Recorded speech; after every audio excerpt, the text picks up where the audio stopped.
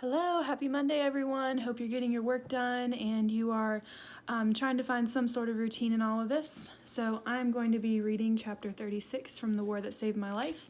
In chapter 35, just to recap, Ada had her birthday party with Maggie and Jamie and Susan, and the war is beginning to pick up in England. So, chapter 36. We woke to a vicious pounding on the door.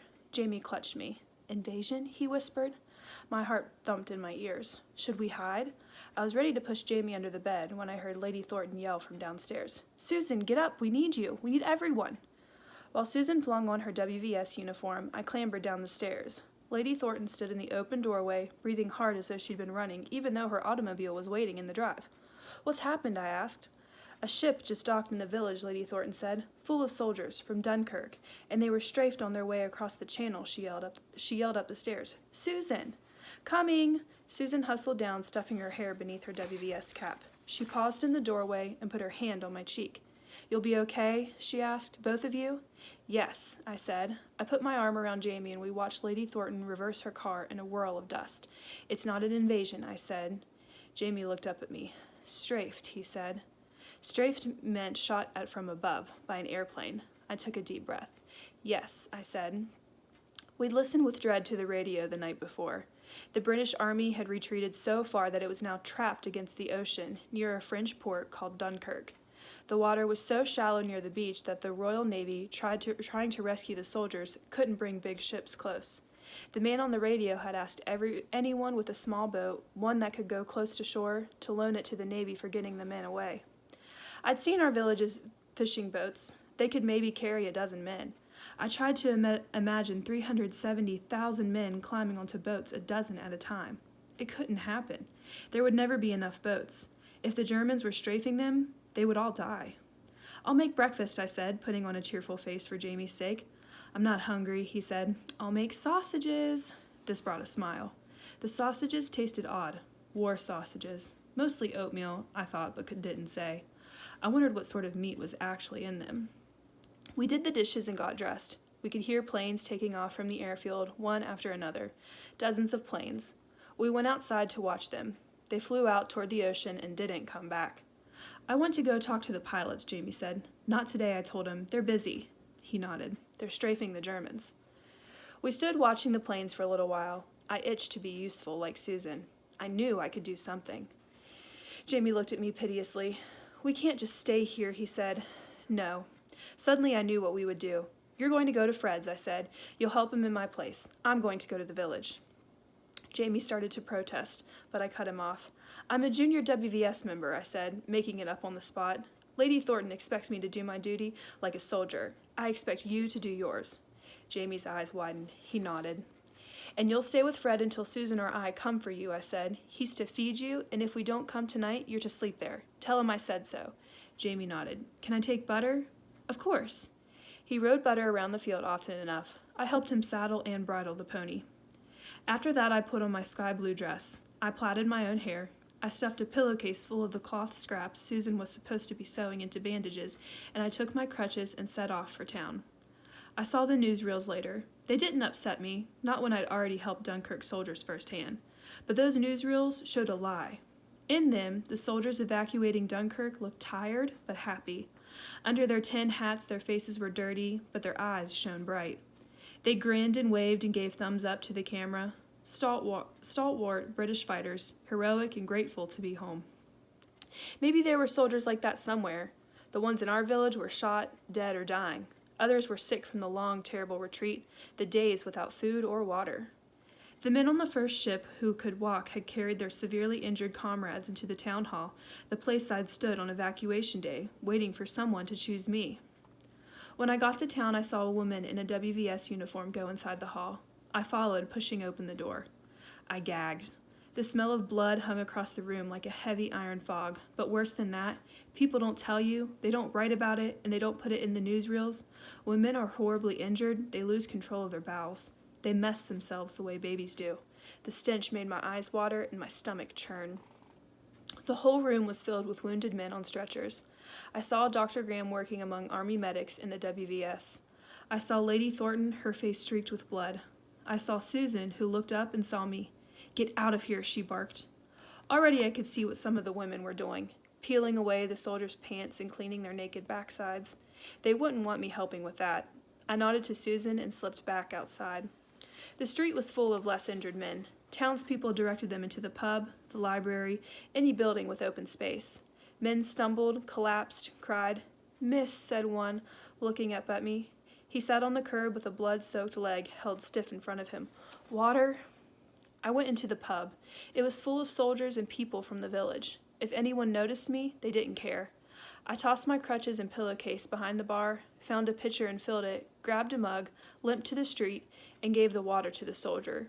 He drank until the pitcher was empty. I went back and forth carrying water. Eventually, the publican's daughter, who seemed about my age, came out with a heavy bucket. "You stand here with the mug," she said. "I'll bring buckets back and forth." Soldiers clustered around me, reeking, stinking, filthy, their uniforms crusted with sweat and blood. They drank and drank. Cracked lips, haunted eyes. Another bucket of water and another. The publican's daughter brought more mugs, which I dipped into the buckets and passed around. When the flow of men who could still walk ceased, I later learned that if they could, they went on the train station and then to an army base north of us. I went into the pub and tried to help the soldiers there. It was the same with them as in the hall. Blood, filth, exhaustion. Daisy, that was the publican's daughter's name, and I went down the rows giving out drinks, water first, and eventually tea. Back and forth down the rows. It seemed impossible that all these men could come from one ship, even if it had been a big ship. When I said so to Daisy, another villager cut in. "We're on the third or fourth ship by now. They're unloading wherever they can dock and going back for more." Sometime after dark, Daisy's mother insisted we rest in the kitchen. She sat us at a long table and pushed plates of food in front of us. "Eat," she commanded. Daisy sat unmoving. I was trying to will myself to pick up a fork when I saw something splash onto Daisy's plate. I looked up. Tears streamed down Daisy's face. "None of that," Daisy's mother said. "Won't help any." "But they're dying," Daisy said. "No, they're not. They look awful, but men can look much worse and still live. You'd be surprised. Eat and rest, or I'll send you both to bed." We ate. "You've ruined your dress," Daisy said. I looked down. My sky blue dress was covered with dark smudges and smears of grime. "It's my favorite," I said. Daisy nodded. "It's pretty." When we'd rested, we went back out and made another round of tea. One soldier looked up at me, his eyes very bright. "Miss," he said, "could you do me a favor and write a letter for me? My hands feel a little numb." "Daisy will," I said. My handwriting was still so slow and clumsy. I went to fetch Daisy and some paper and pen. We came back, and the man's eyes were closed. He was dead. He died, right there on the floor of the pub. He didn't even look wounded. He wasn't bleeding. One of the other soldiers undid his tunic, searching for a heartbeat, and there wasn't any blood at all. But he was dead. The soldiers found a blanket and pulled it over his head. I couldn't breathe. Dead, when he'd just been talking to me. Dead, when he'd wanted to write a letter. A wave of grief washed over me. I started to go away in my head to somewhere safe, to Butter or Jamie or wherever, but Daisy grabbed my hand and squeezed it hard, and I came back. "It's really a war now," Daisy whispered. I nodded. One of the soldiers called for tea. Daisy and I brought it to him. Most of the ships that docked at our village the week of the Dunkirk evacuations weren't as bad off as the first few, but all of them contained at least some badly injured men. The ships arrived at all hours. We went from crisis to crisis. The hull never emptied. The Spitfires from our airfield took off and landed in waves, constantly, day and night, flying out to protect the troop ships as much as possible. Meanwhile, the entire village fed and tended the soldiers. Before midnight on that first day, Susan found me at the pub.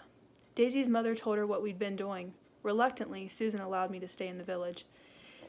Daisy's mother said I could sleep at the pub with them. The WVS was sleeping in shifts in their headquarters down the street. "You're a little girl," Susan said. "You shouldn't have to see all this." "I'm old enough. I'm helping." I wanted to tell her about the dead soldier, but I was afraid she'd make me leave. She gave me a long look. "Yes," she said, "you are." The next morning, Susan used the pub's telephone to call Lady Thornton's house and speak to Fred and Jamie, and then we carried on. Whenever Daisy or I grew too tired to continue, we crept back to the kitchen and sleep on the bench by the door. When we woke, we went back to work. Everyone did. It was lucky Jamie was safe with Fred. Luckily, we'd put Bovril outside, where he could hunt. Susan and I stayed with the soldiers. It was our turn to fight the war. In the end, 330,000 British soldiers were saved. Winston Churchill called it England's finest hour. It was hard listening to him on the radio, safely home with Jamie once again, to think that there had been anything fine about the shiploads of desperate and dying men. But at the same time, I felt different. There was a before Dunkirk version of me and an after Dunkirk version. The after Dunkirk version was stronger, less afraid. It had been awful, but I hadn't quit. I had persisted. In battle, I had won. All right, that is the end of chapter 36, To the War That Saved My Life. If you'd like, make a comment on Schoology or on this video just to say hi. I miss you guys. See you tomorrow.